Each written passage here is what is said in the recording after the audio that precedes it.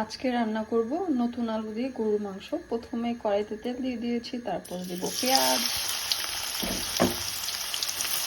পেঁয়াজ একটু ভাজা হয়ে গিয়েছে, এখানে এখন দিয়ে দিব আদা রসুন। আমি 2 টেবিল চামচ দিয়ে দিচ্ছি, এটা মিক্স করে রাখছি আমার 1 কেজি মাংসের জন্য।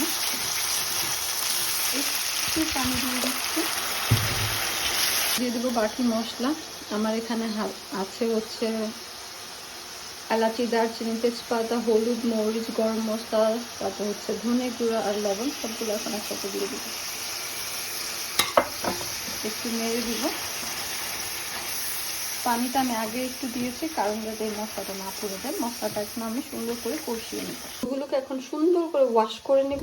আমি এটা ছিলকা ছিলবো না, ওয়াশ করাতে যতটুকু চলে যায়, বেশিরভাগই চলে যাবে আমি জানি। ভালো করে ওয়াশ করে নেব, এভাবে একদম ঘষে ঘষলেই সব খোসা চলে যাবে। কষানো হয়ে গিয়েছে। আমি হচ্ছে এখানে একটু তেল কম দিয়েছি কারণ মাংসে অনেক তেল লাগানো আছে আর অনেক বেশি তেল হয়ে যায়। এখন আমি মাংসটা দিয়ে দিব। ধুয়ে রেখেছিলাম আগে থেকে।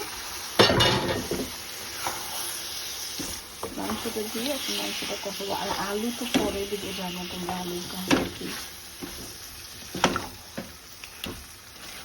ভালো করে মাংসটাকে একদম কষাবো। তারপর হচ্ছে মাংস যখন একদম 95% হয়ে যাবে তখন হচ্ছে আমি আলু দিব। তখন আমি মাংসটা রান্না হোক। অনেক পানি উঠেছে, একটু নেড়ে চেড়ে দিই। পানি কিন্তু দেইনি, তারপর পানি উঠে গিয়েছে কারণ মাংসতে পানি ছিল, ভেজানো ছিল পানিতে। দেখো আমার মাংসটা কিন্তু প্রায় 70% সিদ্ধ হয়ে গিয়েছে বা কুক হয়ে গিয়েছে। আমি আর 10-20% সিদ্ধ করে তারপর হচ্ছে আলুটা দিয়ে দিব, তারপর ঝোলের পানি দিয়ে একসাথে রান্না করব। একদম তেলটা উঠে গিয়েছে, এখন একদম অল্প আছে। তাকে আমি আরও 10 মিনিট কষাবো, তারপর হচ্ছে আলু দিব। এই কষানো মাংসটা খেতেও কিন্তু দারুণ মজা, একটু শক্ত শক্ত লাগে, টেনে ছিঁড়ে খাওয়া যায়, দারুণ লাগে। আমার মাংস হয়ে গিয়েছে, এখন আমি যে আলুগুলো দিয়ে দেব।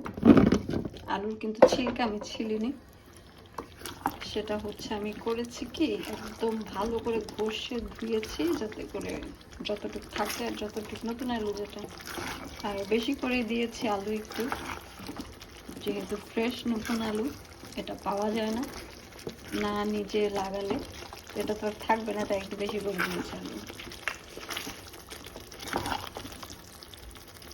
তারপর ঝোলের পানি দিয়ে রান্না করবো, বেশিক্ষণ আর 10 মিনিট হলে আমার কারি হয়ে যাবে।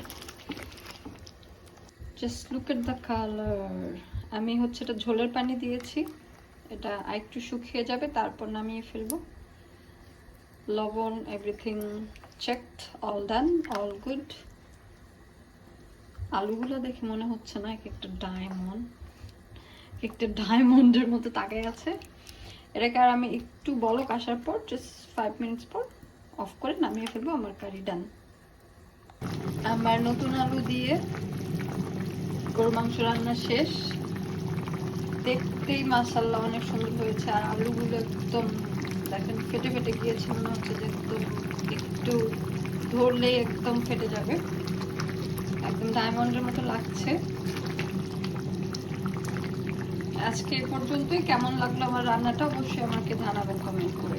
আল্লাহ হাফেজ।